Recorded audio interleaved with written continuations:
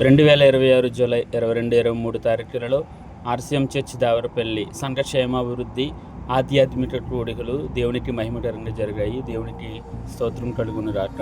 హల్లెలూయా.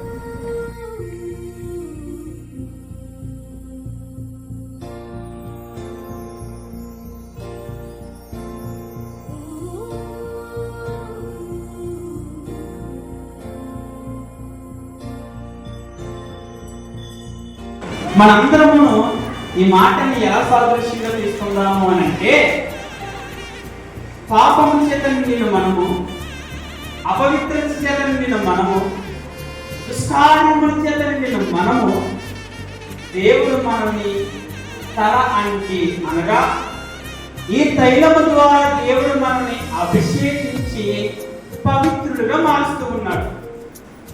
ఈ రాత్రి ఈ తైలము ద్వారా మీరందరూ కూడా అభిషేకించబడి పవిత్రులుగా మార్చబడితే కనుక మీ గిన్నె నిండి పొర్లుతూ ఉంటుంది. అంటే ఈ గిన్నె ఎంత ఉందండి? చూడడానికి చేతికి సరిపడుతుంది. ఒక గుడ్డు నూనె తీసుకొచ్చి దీంట్లో పోస్తే పడుతుందంటారా? ఇప్పుడు దేవుడు నీకు ఆశీర్వాదం ఎంత ఇస్తానన్నాడు? ఇది నిండి పొందుతున్నంత ఆశీర్వాదాన్ని దేవుడు నీకు ఇచ్చునుగాక. ఆలోచన చేయండి.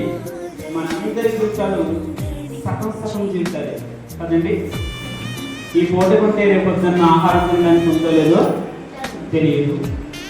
సరిగ్గా మనకి గొప్ప మంచి వ్యాధి వచ్చేస్తే దాన్ని నయం చేసుకునే బాధ్యత, మనకి డబ్బు ఖర్చు పెట్టే బాధ్యత మనకు ఉందో లేదో తెలియదు. అలాంటప్పుడు మనము దేవుని ఎడల నిండినటువంటి పొందినటువంటి ఆశీర్వాదం ఎందుకు పొందకూడదు?